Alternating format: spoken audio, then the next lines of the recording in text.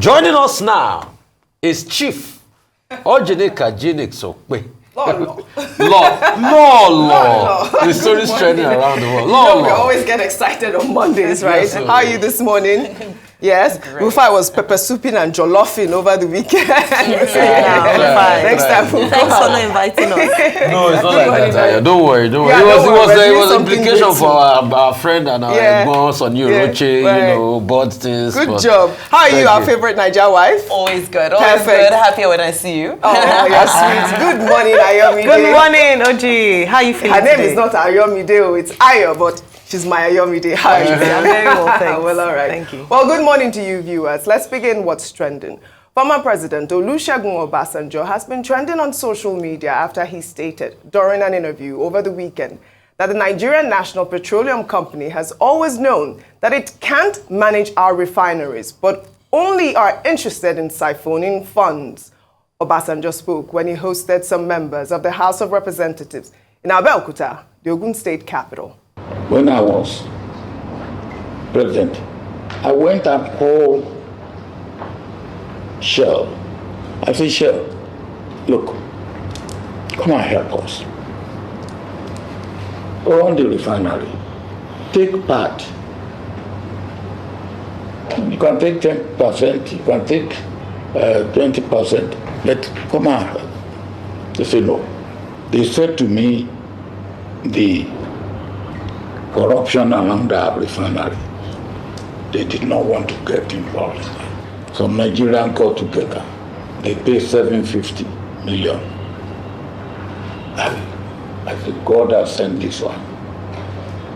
My successor said, he turned it back. I ran to him and I said, look, you know this is not right. He said, well, NNPC said they can do it. I said, NNPC cannot do it.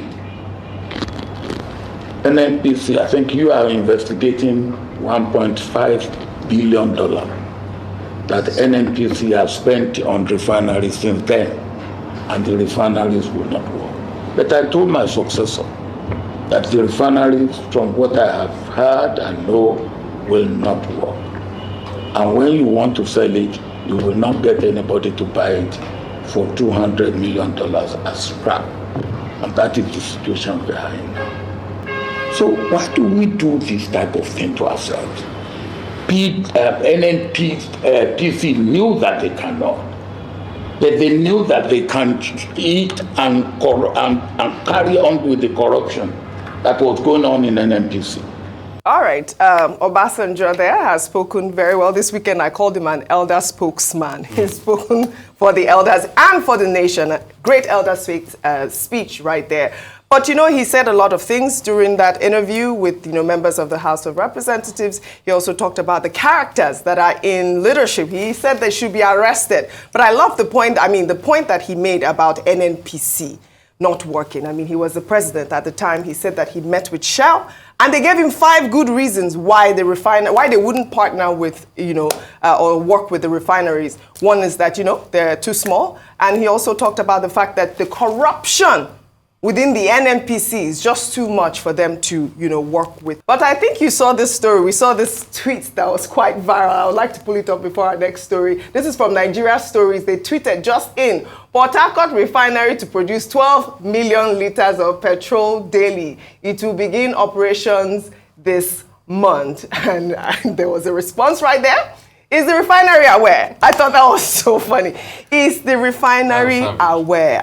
Because we've been talking about this refinery. You made that mention last weekend when we highlighted Abba Kyari's story. You talked about the fact that when he was on the morning show, he said by August that the Port Harcourt refinery will be working. So we have 2 more weeks before that deadline, right? But let me take this before I take your comment. Well, this is all coming as the founder and chairman of Heirs Holdings, Tony Elumelu, charged the federal government of Nigeria and security agents to disclose those who steal the country's crude oil. Elumelu made the comment in an interview published by the Financial Times. The businessman also disclosed how former President Muhmmadu Buhari and his chief of staff, the late Abba Kyari, blocked him from purchasing an oilfield in 2017 after raising $2.5 billion for the deal. Elumelu said that he was told Nigeria could not allow something of such strategic importance to fall into the hands of a private operator, which according to him defied logic, since he would have been purchasing the oil field from a foreign company, he said.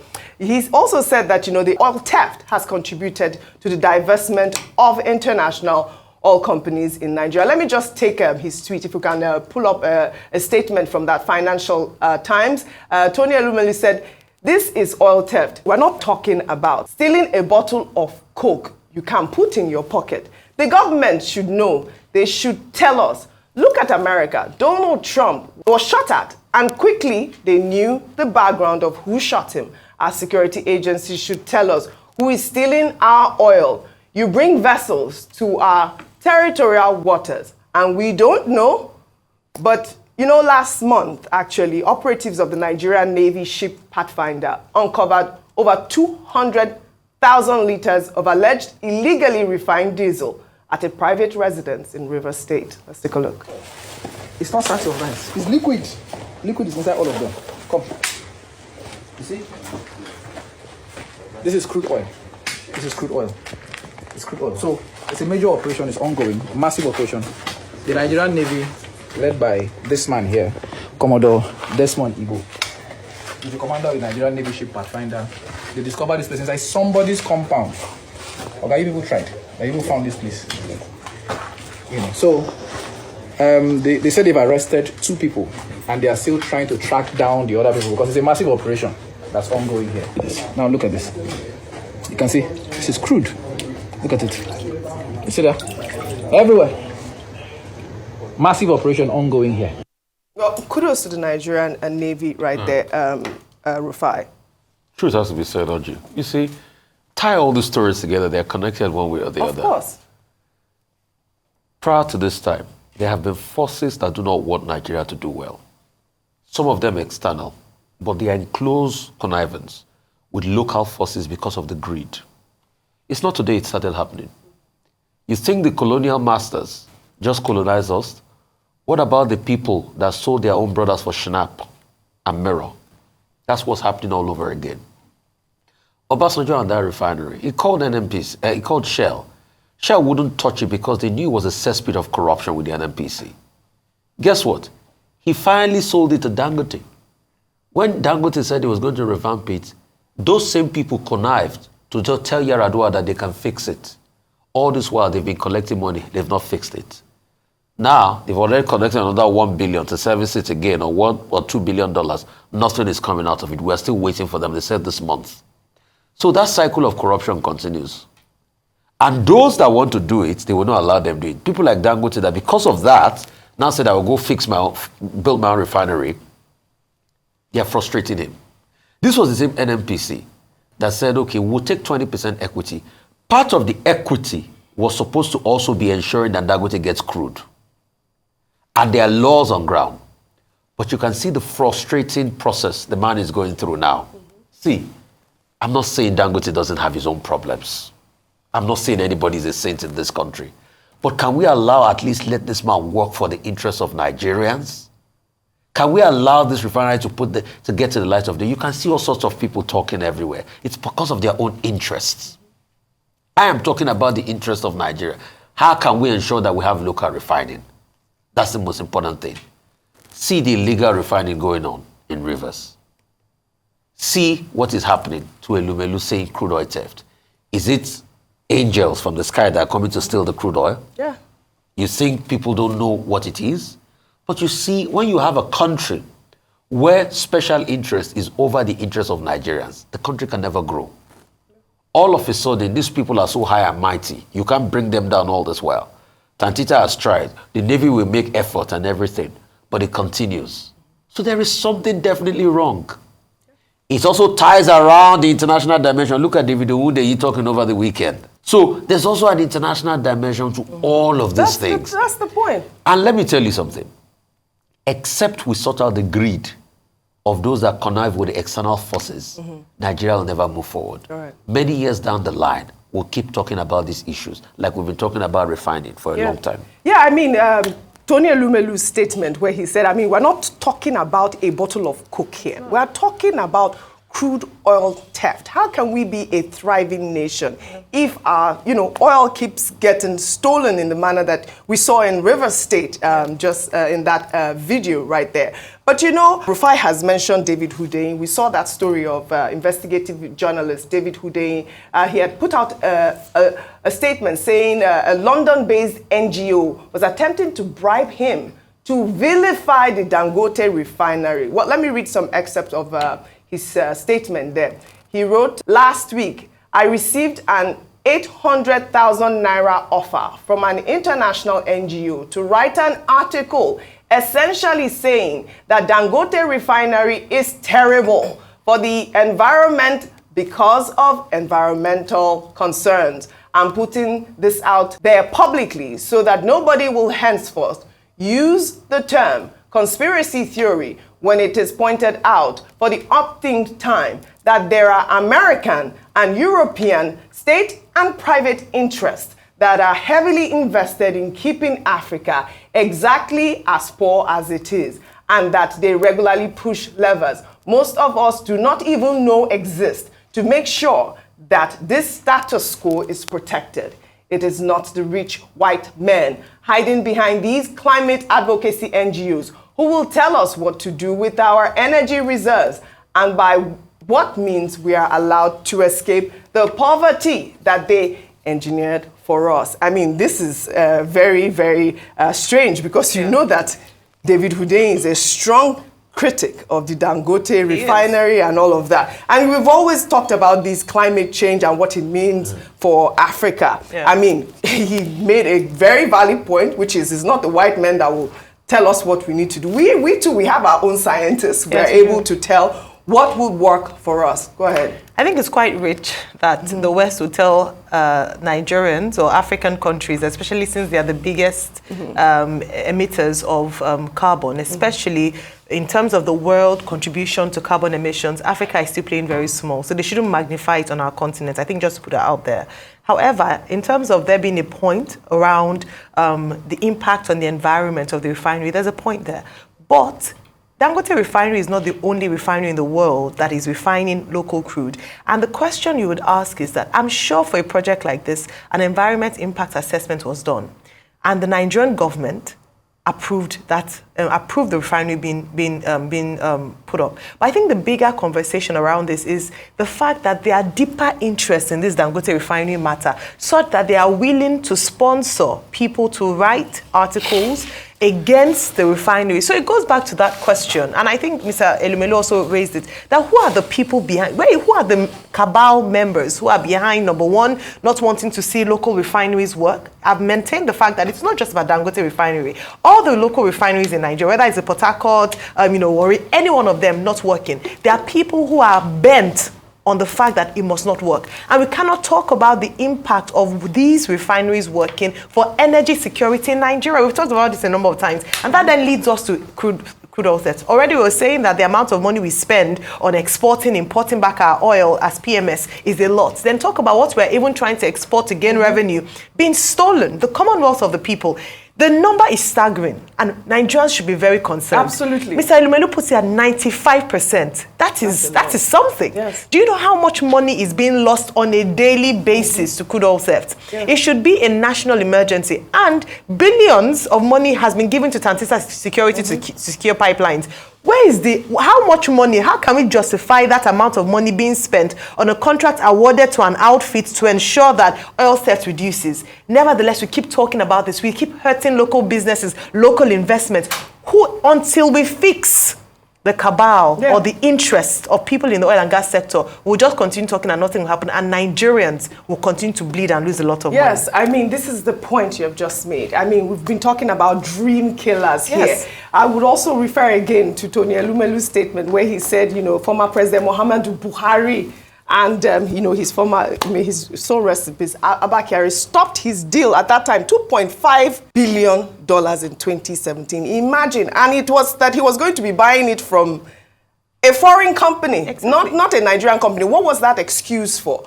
But you know, it's also good for everybody to keep speaking. Atiku Abubakar, former vice president, has also warned against any deliberate attempts to delay the progress of the Dangote Refinery, hailing it as a significant private sector project positioned to meet the country's energy and foreign exchange needs. Atiku, in a post on X, called on all Nigerians to take resolute actions to provide reassurance that both internal and external forces are not collaborating to prevent us from reaping the benefits promised by this eagerly anticipated transformative endeavor. I mean, I think Atiku really summed it up. I mean, the Dangote Refinery absolutely continues to need support from Nigerians and Africans at large. Well, in the same vein, Nigeria's largest airline, Air Peace, is still being denied slot at the Heathrow Airport. The Minister of Aviation and Aerospace Development, Festus Keyamo, on August 1st, lodged a formal complaint with the UK Secretary of State for Transport, warning that if Air Peace is not allocated a space at the London Heathrow Airport, Nigeria will be forced to reciprocate by denying British Airways and Virgin Atlantic slots at the Lagos and Abuja airports. Keyamo, in a letter, reminded the UK that both British Airways and Virgin Atlantic are operating into Nigeria's primary airports in Lagos and Abuja without encumbrances placed in their way. Let me read the excerpt of his letter there. Keyamo wrote, British Airways, in particular, has been flying into Lagos since 1936. Therefore, it is necessary for Nigerian designated carriers to enjoy similar reciprocity that British carriers are enjoying. It is highly unfair on the side of the British authorities and a discredit to the Nigerian authorities and the Nigerian nation as a whole for slot allocation to Nigerian carriers to be an issue at all times. We feel totally betrayed by the British authorities for not reciprocating the good gesture of the Nigerian state and its people. Well, also kudos to the Minister of Aviation. He has always stood for our Nigerian carrier. I mean, this is appalling, appalling. At this time, Air Peace is still waiting for, slots to Heathrow Airport, but they are getting all our slots in Abuja and in Lagos. I mean, how dare they? How dare they? This is wrong. Completely wrong. This for me ties into the previous story Yes. as well. And I love the part of David Hundeyen's statement where he talks about the conspiracy. He said, you don't need to Yes. tell me again that there is a conspiracy Absolutely. around the global world order. And this is what is at play here, is that when it comes to Africa, we are always treated as not even second class, third-class citizens on the global playing field. Now, what needs to happen? Because it's not enough for us to continue to cry foul. It's not enough for us to continue to blame the world order. It's time for us to take action, like the minister is saying. Let's reciprocate. Let's also value ourselves enough to say that, you know what, okay, if these are the games you want to play, where you feel that the global north can always play at an upper hand, should always stand to benefit and should always be at the higher end of the value chain, then it's also time for us to say, well, you know what, okay, this is what we have, our small little value. So sorry, it's not enough for you, but you know what, it's worth something somewhere. Let's invest in ourselves. What Air Peace makes going to London, Air Peace can make going to Nairobi, to Zanzibar, to Cairo, to African travel as it is so stressful and difficult. Right. It can take, I remember we discussed this in the past, it can take almost 24 hours for you to just get to Benin or Togo or whatever because of all of the connecting flights, even to Senegal, and it's so expensive. So I feel that this is also a time for us to have a mind shift reset as Africans and start to realize that they don't like us. They are not doing things in our favors as Africans. Neocolonialism is not a conspiracy theory. It's real. It's at play. It's time for us to emancipate ourselves as Africans, empower ourselves as Africans, and focus on Africa and also stop fighting ourselves between ourselves as Africans and stop being greedy and stealing from our own people. Those are the valid points that you've just made. I mean, Rufai, and just to note that there is no, I believe there's no connection at that Gatwick airport as well. I mean, can you imagine Nigerian passengers going into Gatwick and having to exit to Heathrow? And these British Airways and Virgin Atlantic have been accessing our airports easily like that. It is so painful It's to... deliberate. Yes. It's absolutely deliberate. You even remember the fight. Yeah. Airpeace had to fight to be able to get the Gatwick in the first place. Yes, absolutely. You remember how long they had applied for and they had to fight. So it's totally deliberate.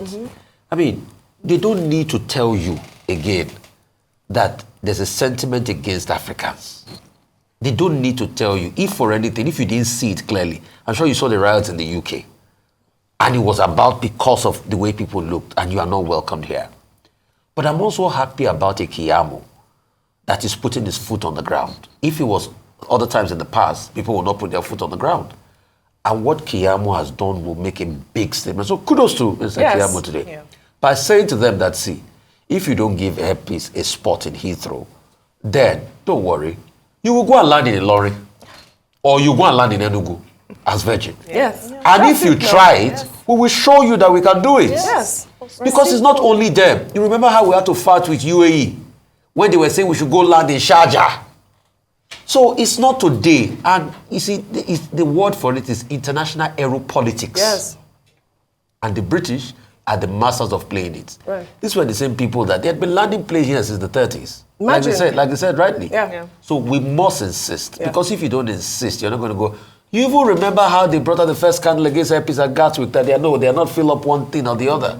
So it is deliberate. So we know it, but day to day will meet us Yes. here. At least we're excited. This minister. Is not conniving with our external adversaries. God for that. In some cases in the past, we have people conniving with our external adversaries. Yeah, and we like to beg local adversaries of Airpeace, the airport authorities and all of that, please. You remember when the man came to complain here? Right. We can't be fighting external adversaries and your local collaborator too is problematic. That is exactly... That was exactly... The same thing now Dangote is fighting Oh, yeah. with this bribe That's thing, all- this and bribe that's why I see, story. to External and internal Anytime you try to lift your head up in Yes. this country, there's a force we call that. That's why I say most Nigerians have PhD, pull Yes. him down.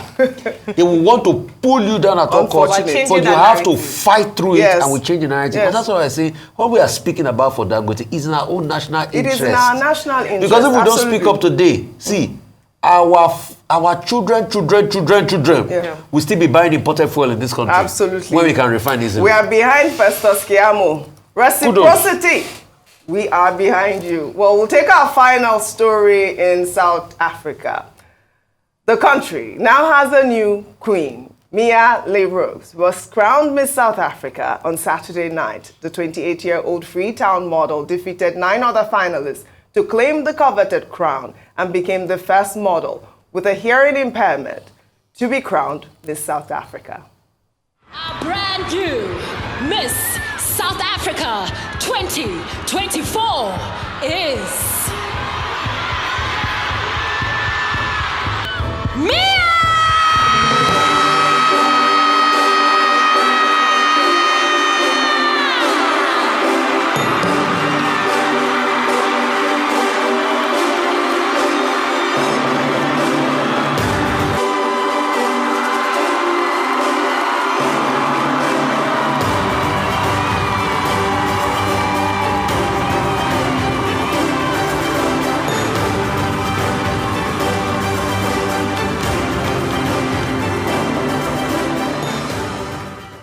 Oh, she is beautiful. Congratulations, Mia. I mean, that's the, main point. We have a Miss South Africa at this point, but obviously, social media was agog over the weekend because of, obviously she is Caucasian. Absolutely. But let me take a Burna Boy's tweet.